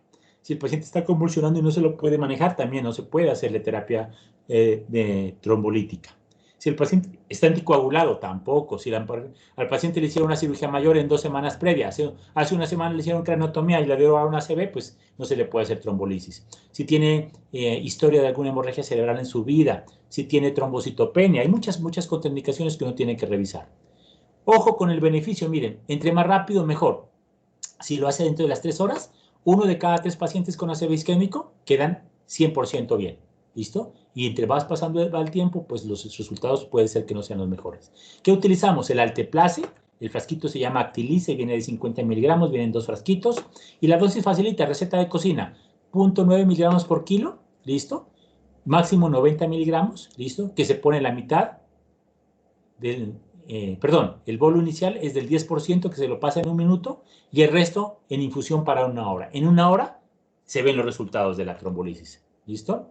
Algo importante, si ya se hizo trombolisis, no se puede colocar anticoagulantes ni aspirina durante las 24 horas siguientes. ¿Por qué? Porque puede aumentar el riesgo de hemorragia. ¿Listo? Esto es la verdad que esto es lo que yo les comento, que este es el futuro de la ACV y ojalá en Pasto algún día suceda como en las grandes capitales que los endovasculares hacen turnos mañana, tarde y noche y usted le puede dar una ACV a las 2 de la mañana y va a estar el endovascular para hacer el procedimiento. Entonces, lo mejor, muchachos, al igual que en el infarto, ¿se acuerdan que en el infarto lo mejor, lo que hablábamos es de la intervención coronaria percutánea, el cateterismo? Igual pasa en el ACV, lo mejor que se ha visto en las grandes series y en los estudios es que lo mejor es el tratamiento endovascular. ¿Y qué se hace en el tratamiento endovascular? Se puede hacer trombolisis intraarterial o trombectomía mecánica, que es sacarle el coágulo y ponerle un stent. ¿Listo? Ese es el tratamiento de elección, miren. Y lo que les decía, la ventana cada vez está más amplia. Empezó con 6 horas, luego que máximo 12 horas, y ahora miren hasta 24 horas en algunos casos especiales.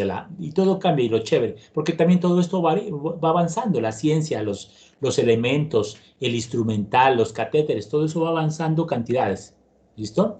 Contraindicaciones, miren, la indicación para una trombolisis intravenosa es una contraindicación, la indicación para un tratamiento endovascular es cualquier contraindicación que haya para trombolisis intravenosa. Le llegó un paciente que tiene, por ejemplo, un ACV isquémico y lo operaron hace una semana de una cirugía mayor, no se le puede hacer trombolisis, pero sí se le puede hacer una terapia endovascular, tratamiento endovascular. Entonces, por eso les digo que el tratamiento endovascular es la berraquera, es lo mejor, pero pues lastimosamente no hay la disponibilidad a veces tecnológica y humana para hacer el procedimiento.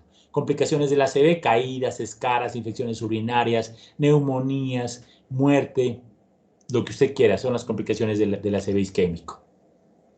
Complicaciones neurológicas, ojo, y eso es importante que lo conozcamos. Cuando un ACV es grandote, es extenso, se puede transformar con el paso del tiempo en ACV hemorrágico. ¿Listo? Por eso es que en los ACVs isquémicos que sean de un compromiso extenso, no se le puede hacer trombolisis porque lo más seguro es que se transforme en hemorrágico.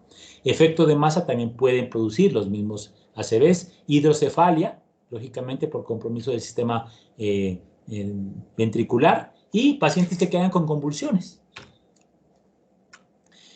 Siempre miren, para la prevención secundaria hay muchas cosas. El ASA, aquí pongo, miren, el clopidogrel no se ha recomendado como un infarto, lo voy a borrar de aquí. El clopidogrel no está avalado para darlo en pacientes con ACV isquémicos, el ASA sí, ¿listo? Manejo de los factores de riesgo, las estatinas se siguen dando, anticoagulantes orales. ¿En qué pacientes le daríamos anticoagulantes? Para prevención secundaria, a ver, ¿quién dice?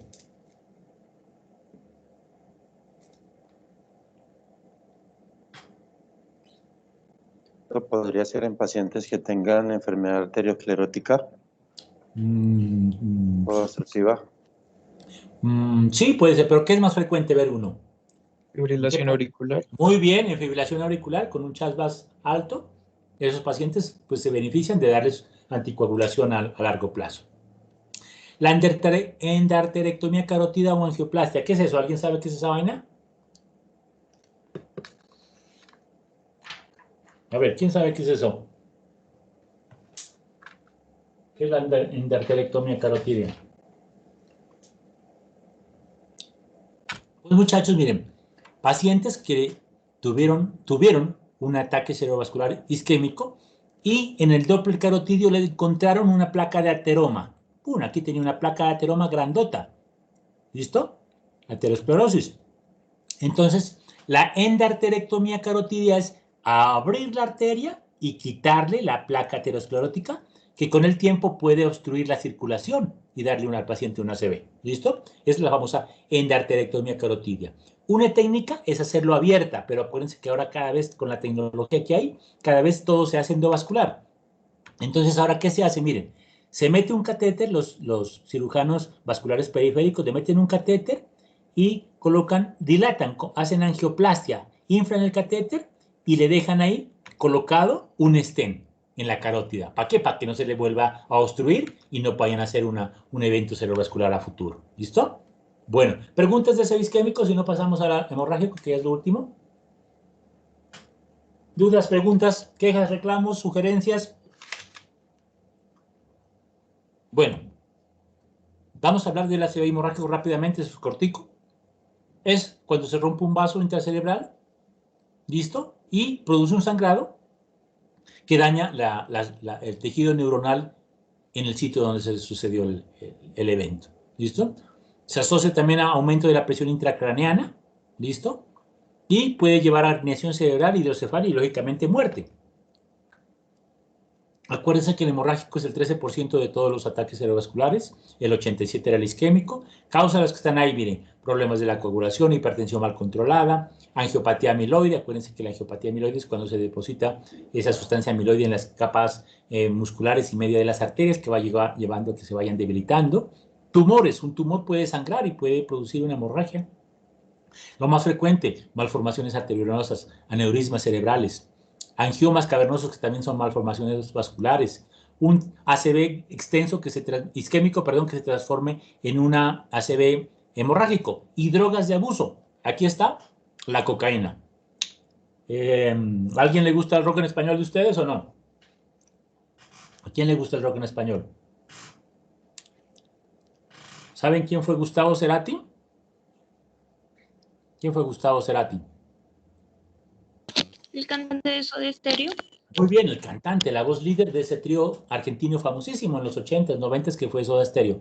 Gustavo Cerati tuvo un ACV hemorrágico secundario al consumo de cocaína. Ese fue el diagnóstico final. Entonces, miren, qué triste que pues, en pacientes jóvenes que tengan ACVs, una de las etiologías puede ser drogas de abuso, que producen ruptura de vasos y lógicamente ACVs hemorrágicos.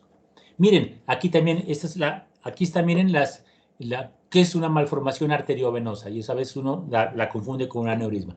Normalmente, miren, en los vasos, las arterias y las venas, acuérdense, por ejemplo, una arteria se va dividiendo cada vez más, arteria, arteriola, arteria precapilar, bien delgaditas, y eso mismo pasa con las venas. Empiezan las vénulas, venas de mayor calibre y forman el vaso. Esto es lo normal, pero las malformaciones arteriovenosas, la arteria no se reduce en otras más pequeñitas y en la vena igual, no le pasa eso, sino que se unen se une una arteria a una vena y se forma un sistema que no tiene, el hecho de que vayan reduciéndose en tamaño hacen que se disminuye la presión, mejor dicho, y los vasos pueden soportar cambios en la presión arterial, pero cuando se unen directamente una arteria a una vena, se puede romper fácilmente con cualquier cambio en la presión. ¿Listo? Entonces, hay mucha gente que nace con esas malformaciones arteriovenosas y tristemente el diagnóstico se le hace cuando ya se complica el paciente. ¿Listo? El aneurisma cerebral es diferente porque el aneurisma es una dilatación de una arteria, ¿listo? Dilatación de una arteria que en cualquier momento también por la pared debilitada se puede romper y sangrar y producir un ACV hemorrágico. ¿Listo?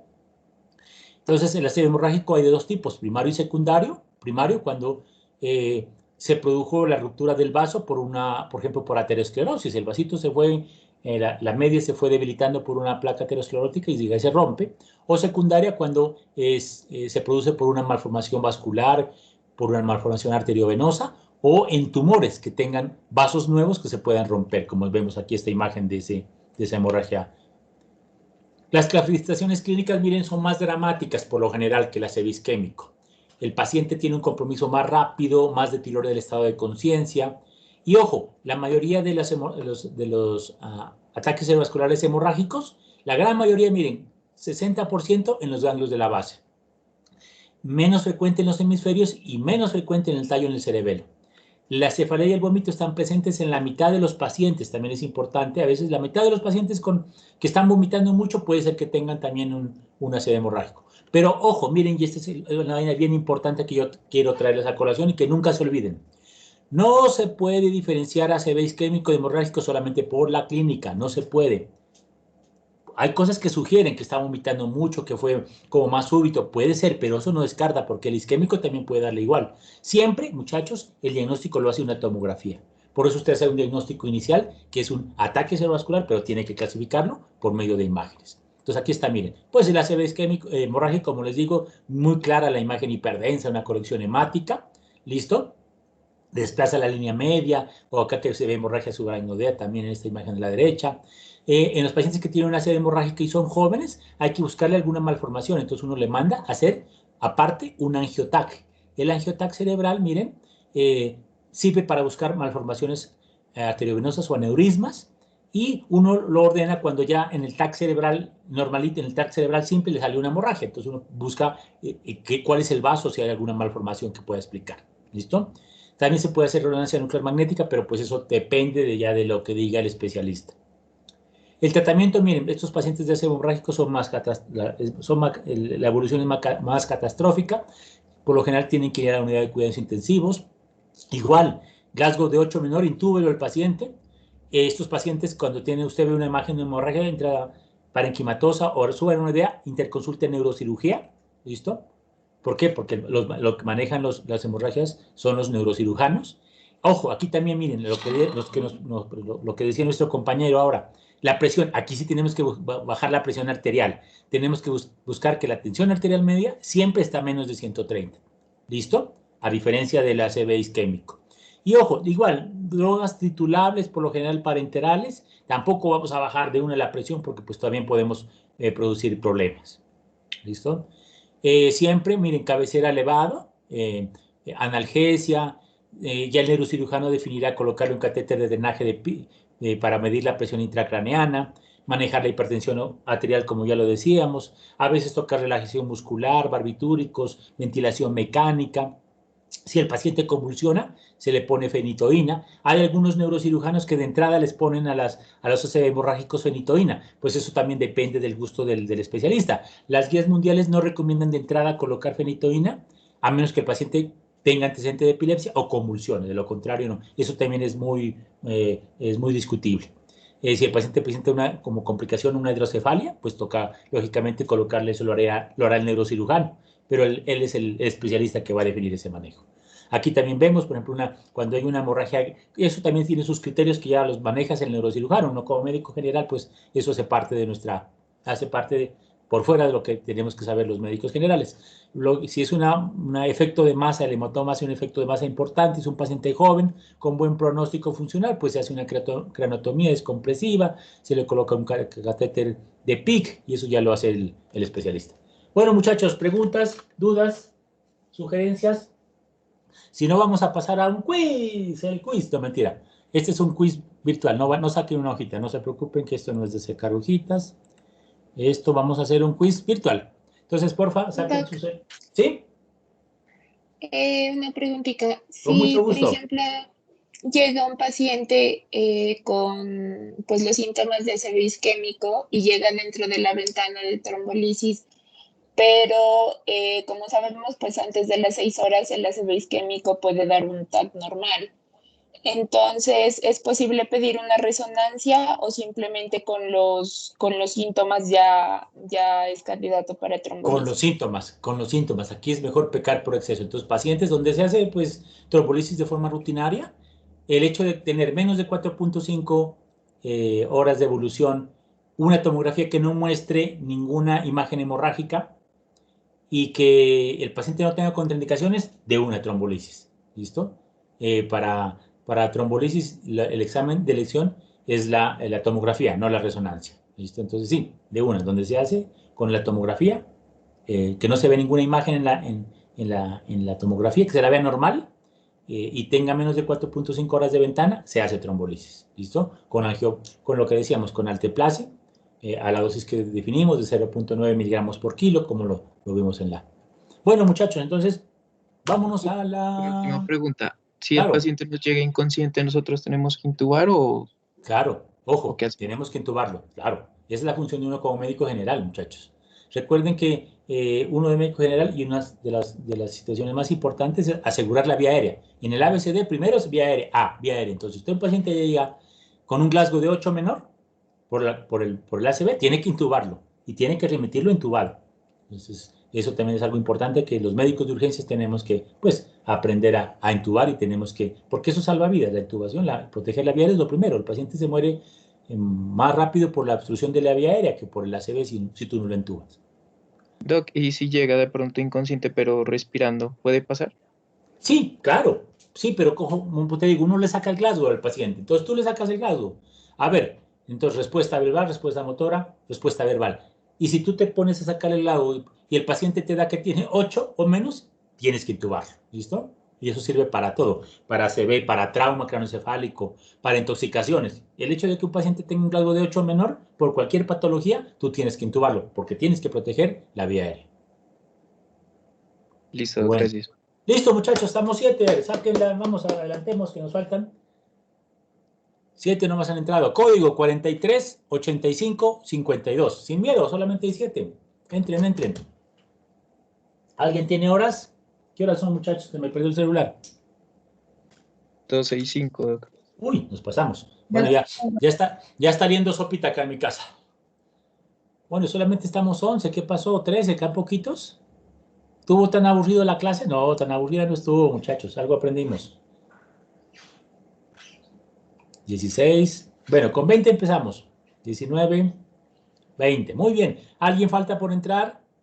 ¿O todos ya entraron? Qué pena, no me quiere cargar la página. Tranquilo. Menti.com 43 85 52. Y si no entras, no hay ningún problema. No se preocupen que esto no es obligatorio.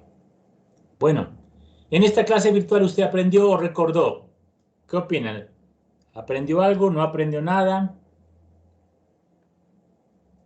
¿Aprendió algo? ¿Recordó algo? Vamos. Recordar, Doc. Sí, Bueno, mucho, 96%, un poco, 4%. Bueno, me siento satisfecho porque nadie puso nada, ¿no? No fue, no fue en vano la preparada de la clase. Bueno, ya vamos 96%, aprendió mucho. Espero, muchachos, que repasen estos temas, esto les va a servir para su vida. Ojo, recuerden, muchachos, que uno como profe, esa es mi función, intentar darles lo que mejor pienso que les va a servir. ¿Listo? Lo que de pronto en esta clase he puesto a las cosas que nunca me enseñaron a mí, que pues me ha tocado aprender con el tiempo y con la experiencia y ojalá les sirva a ustedes porque yo quiero que, Dios no quiera, pero si alguna vez me da un ACV, ¿listo? Ojalá pues llegue a caer en sus manos y diga, uy, no, ese estudiante era bien piloso, qué bueno que cae en sus manos. Y eso siempre uno tiene que pensar como médico, que le puede llegar cualquier persona y uno tiene que tratarlo y tiene que dar lo mejor de uno como profesional de la salud. Bueno, muchachos, vámonos con la pregunta. No se olviden, entre más rápido, más respuestas. Ahí están todos reuniditos. Los 52 que estamos. Uy, 54, 56 ya. Listo, 56, 56. Bueno, el anterior, me van a hacer acuerdo. Feder Alexander ganó la anterior. A ver quién gana esta. Esta también la vamos a apuntar. ¿Falta alguien por entrar o ya están todos? ¿Todos? Bueno, nos fuimos, nos fuimos. No se olviden, entre más rápido, más puntos. ¿Cuál es el ACV más frecuente? ¿Cuál es el ACV? ¿Cuál era el ACV? Hasta me dormí en esa partecita. ¿Cuál es el ACV más frecuente? ¿El isquémico o hemorrágico? ¿Cuál es el más frecuente? ¿El isquémico o el hemorrágico? ¿Cuál será? ¿Cuál será?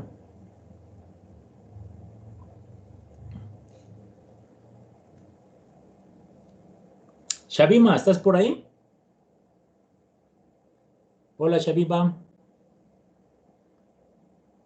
Hola, Shabima. Shabima ya se fue. A ver quién está por acá. Lady Liliana, ¿Cuaycal estás por ahí? Lady Liliana. Sí, Doc, aquí estoy. Hola, Lady Liliana, ¿cómo estás? ¿Te acuerdas de qué porcentaje era el isquémico? No, Doc, no me acuerdo. ¿Quién se acuerda? ¿Quién le ayuda a nuestra compañera? 87%. 87%, altísimo, ¿no? Casi todos son isquémicos. Muy bien, los que pusieron hemorrágico, no, son 13% solamente son hemorrágico, según, y estas estadísticas son chéveres porque son mundiales, ahí sí no pelean, ahí todos los libros que consulté, todos dicen 87 y 13%. Bueno, Cristian, muy bien, Cristian, está de primerito, vamos para la segunda pregunta. No se olvide, entre más rápido, más puntaje, pilas con sus celulares, viéndolos más rápido. Bueno, caso clínico. Te llegó un paciente hipertenso con hemiplegia de 3 horas de evolución con la tomografía que está ahí. El objetivo del manejo de la presión arterial es menor de 130 mililitros de mercurio la media, menor de 180 o menor de 90. ¿Cuál era la presión? Presión arterial media, ¿no? ¿Cuál era la presión arterial media que tengo que buscar en esos pacientes? Y responde la pregunta de uno de los compañeros. Uy, mucha variabilidad aquí. Acuérdense que en el ACV, ¿qué era ese ACV que se vio ahí en la imagen? ¿Se acuerdan? ¿Qué vieron? Hemorrágico. Eso, muy bien, hemorrágico. La presión arterial menor, tensión arterial media, menor a 130 milímetros de mercurio. ¿Listo? Menor de 130 milímetros de mercurio. Muy bien. Vamos a ver quién ganó, si Cristian sigue liderando esto. Uy, ya no lo ve Cristian. ¿Qué se hizo Cristian? Se salió. Julián Montilla está de primerito. Muy bien. Ahí sigue Julián, muy bien. Vámonos con otra pregunta. Tercera. No se olviden, entre más rápido, más puntos. Paciente que ingresa porque hace 6 horas presentó hemiparesia derecha súbita. Tomografía de cráneo es normal. Presión arterial 180-105. ¿Qué hacemos con esa presión? ¿Le damos antihipertensivos o no le damos antihipertensivos de entrada? ¿Qué hacemos con ese paciente? ¿Le damos o no le damos? Pregunta del millón. ¿Le damos o no le damos? Vamos, como que dice el tiempo. Pues muchachos, acuérdense, esos pacientes con 180, 105, no demos de entrada, no nos asustemos tanto con esa presión, porque acuérdense que el cerebro, lo que explicábamos, intenta mejorar el flujo sanguíneo cerebral, la presión de perfusión cerebral, y se sube la presión como una medida compensatoria. Entonces, un paciente con un ACV isquémico, ¿listo?, no tenemos que buscar bajar la presión a menos que tenga más de 220, 120, listo, de entrada de forma rápida. De lo contrario no demos antihipertensivos. Esperemos a ver cómo evoluciona la presión arterial. Bueno, vámonos a ver si Mauricio sigue de líder. Parece que Mauricio, sí, Mauricio está ahí. Sigue liderando esto. Vámonos a otra pregunta. Bueno, no se olvide la cuarta. Más rápido, más puntos, más rápido, más puntos. Bien, les llega un paciente, muchachos, que hace 10 horas hemiplegia derecha súbita. ¿Cuál de estos medicamentos? Usted está haciendo el rural, está en Zapulles. ¿Cuál le puede formular usted desde el ingreso para remitirlo al paciente de entrada, sin tener estudios? ¿Con qué le podemos formular para remitir el paciente? ¿Listo? O estando en el hospital departamental, le llegó el paciente de entrada con una ACV, ¿qué le puedo formular? Muy bien por la gran mayoría. Recuerden, lo único que se puede formular de entrada, sin tener una tomografía, es la atorvastatina, el protector gástrico, el analgésico, la metoclopramida para el vómito. Pero ojo, no demos aspirina, porque no sabemos si es un hemorrágico. Si es un hemorrágico, puede sangrar más con la aspirina. Y menos anticoagulante, ¿por qué? Porque puede ser un hemorrágico y usted, colocándolo en la isoparina, va a sangrar más. ¿Listo? Vamos a ver cómo van los resultados hasta ahí. Bueno, vamos a ver, Mauricio sigue liderando, está con Andrés, ahí pelea, están peleando por el primer lugar, sí, ahí está, muy bien, vámonos con la quinta, ya vamos a acabar para que se vayan a almorzar, vámonos con la pregunta, listo, se fue. 60 años, hemiplegia derecha súbita, de 5 horas de evolución, hace 15 días le hicieron una gastrectomía por un cáncer gástrico, el TAC cerebral normal, el manejo ideal, ¿qué sería ese paciente? Le hago trombolisis, le hago terapia endovascular, le pongo nosoparina, ¿qué le hago con ese paciente? ¿Qué será? Idealmente, ¿qué es lo ideal? Muy bien por la gran mayoría. Muy bien, terapia endovascular, muchachos. Acuérdense, ¿por qué no le puedo hacer trombolisis? ¿Quién me dice? Por el antecedente y también porque ya lleva más del periodo de ventana. Perfecto, excelente respuesta. Muy bien, tiene un antecedente de una gastrectomía, una cirugía mayor hace 2 semanas y tiene ya 5 horas, o sea, no le puedo hacer trombolisis, ¿listo? TAC cerebral está normal, entonces el manejo es lo ideal, siempre va a ser, si no se puede hacer trombolisis, acuérdense, la terapia endovascular está indicada en esos casos. Entonces, el manejo ideal, terapia endovascular. Muy bien, veamos si Mauricio sigue liderando esto. Mauricio, vamos a ver, Mauricio. No, parece que Mauricio no le pegó a esta, parece que Andrés está ahí, subió al primer puesto. Y vamos con la Dulce, la última pregunta, a ver. Esta es la Dulce, a ver, bueno, se fue. Se fue. La última pregunta. Estando de rural en Samaniego, se fue a Samaniego, paciente con hemiplegia derecha de 8 horas, de evolución, Glasgow de 7, la conducta inmediata, ¿qué es?